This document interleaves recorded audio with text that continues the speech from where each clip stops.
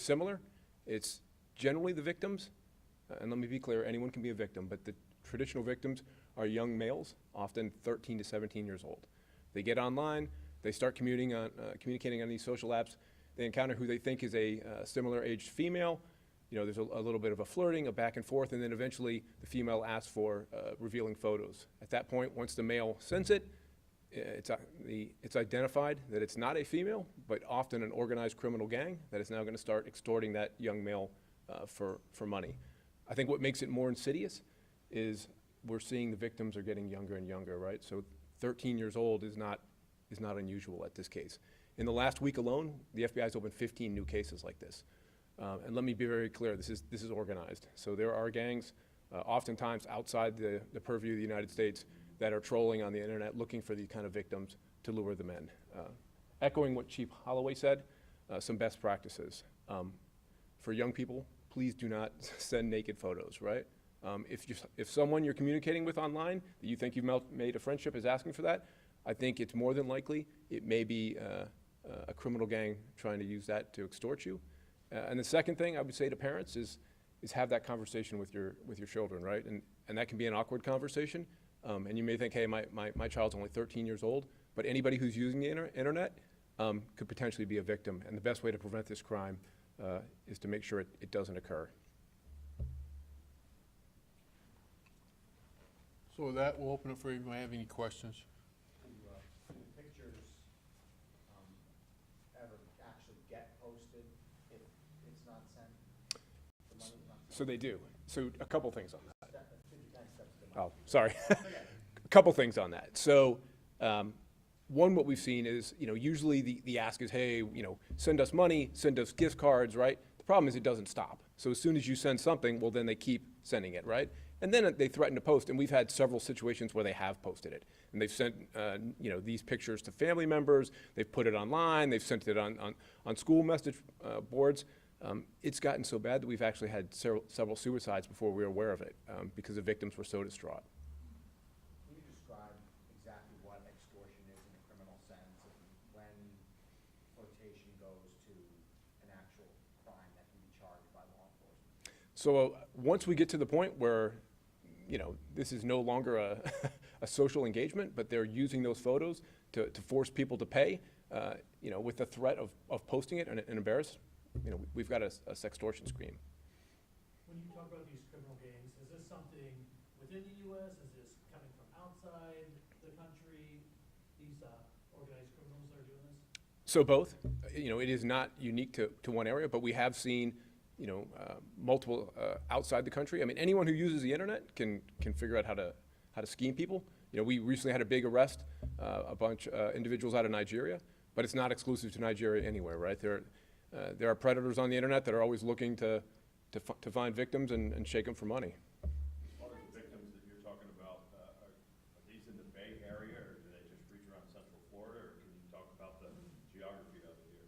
So, I mean, the victims could be anywhere, right? So the internet is everywhere. So there are victims here, in St. Pete, in the Bay Area, but there are also victims nationwide. This is not an issue limited to St. Pete. It is truly an American threat. Can you talk about any numbers in the Bay Area, or is it just one case in St. Pete, or are you aware of any others in there? No, there's 15 alone that we've looked at in the last week here. So you can imagine how many there are nationwide, right? Do you find that once people pay, do they then want more money after that, or is it usually like a one-time thing? So we're dealing with criminals, right? It's not a one-time pay. In fact, we've got multiple cases where I can think of one case that I've heard where I think it was a 15-year-old male and he had paid $15,000. And it was not at once. It was like, hey, we need another $300.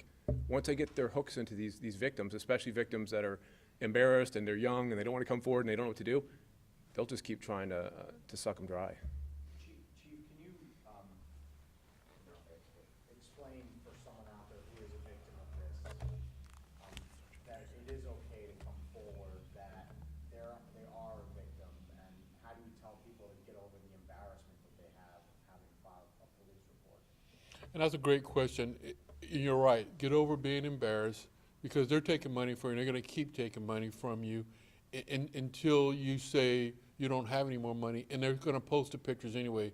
So what we want you to do is, once you realize that you are a victim to this, is contact your police department or contact the federal government, and as I said, save everything. Save all the information that you've been sending to bank accounts, because we're gonna need all that so we can trace the person. And like the special in charge is saying, and for the parents to have that tough conversation so the child can go and say, hey, Mom, look, this person has done this to me. Because we've seen at our department, we've seen as young as 9 years of age of a kid being extorted. Do the pictures ever actually get scrubbed? Do you get the money back? I mean, any of those, is there any is there any recovery from sending your pictures out? And like I said, once you post your pictures online, they're online for life. You're not going to get those pictures down.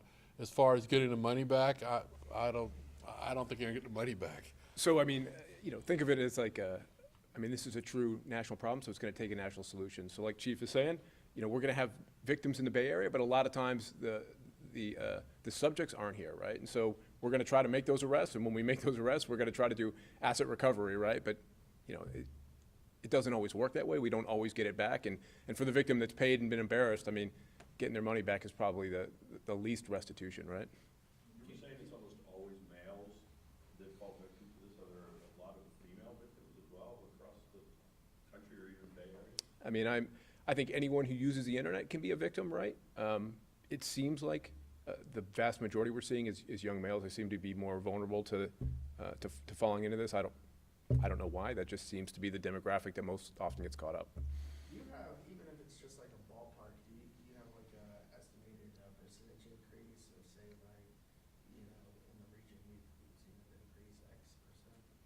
So I can't give you a hard number, but what I can see is a huge spike, right? Like, it went from 1 or 2 cases to suddenly, like, we're seeing a flurry of cases. And I think that's probably a combination of, again, some of these criminal organizations getting more organized and also realizing, hey, this is a pretty good racket, and also people starting to report it and realizing, okay, and maybe that's the point of getting it out there is, hey, if this is happening to you, let us know because we want to help.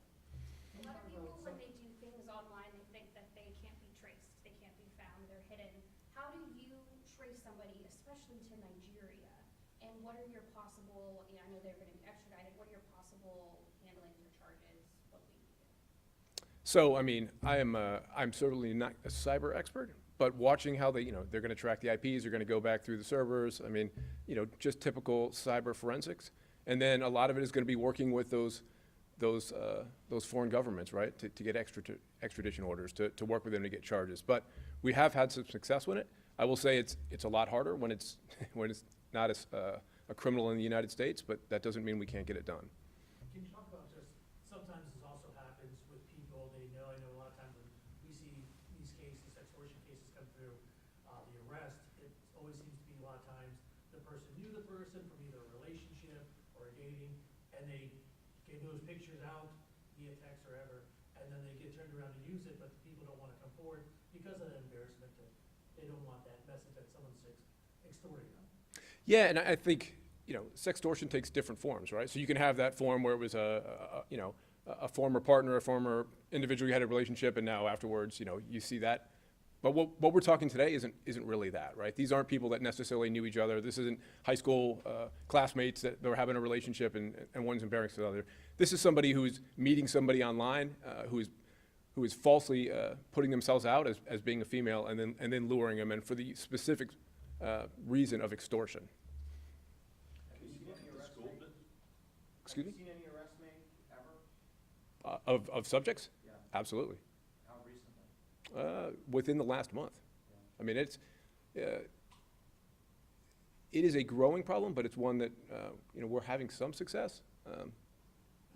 Like I think last month, I think 2 individuals out of Nigeria were arrested, right? And I think the more we do this and the more we uncover, the more success we're going to have arresting people. Are they ever local arrests? There are people in the United States who get arrested, yeah. Yeah, this is not just a, Tampa? off the top of my head, I can't think of someone in Tampa, but that doesn't mean it hasn't happened. Is it possible to partner with high schools through the school districts to try and get, where is this PSA going to get out and talk about that? We leave it to the parents, but the kids see stuff at school and there's greater numbers there. So hopefully you'll get it out to everyone that's watching your channel. The other thing will be posted on our Facebook page, and we'll be doing links to everyone else So we want that information to get out to everyone. And you asked a question earlier, not just one case. Since January, we've seen 11 juveniles and 25 adults, January to now. So you're only just talking St. Pete, so just imagine throughout the Tampa Bay area. And those are the people that have reported to us. So if you get this information out to everyone, hopefully the parents will have that hard conversation with their kids, and hopefully the people that are out there using the internet will not post nude photographs of themselves because someone's asking for them. What's your message to anybody doing this? In time, you will get caught. Thanks to our federal partners, we've got a lot of resources and assets that are available to us, and we will find you. It may take time, but we will find you. But also, the people that are being extorted need to call us, because if you don't call us, we can't solve these crimes. Thank you, everyone.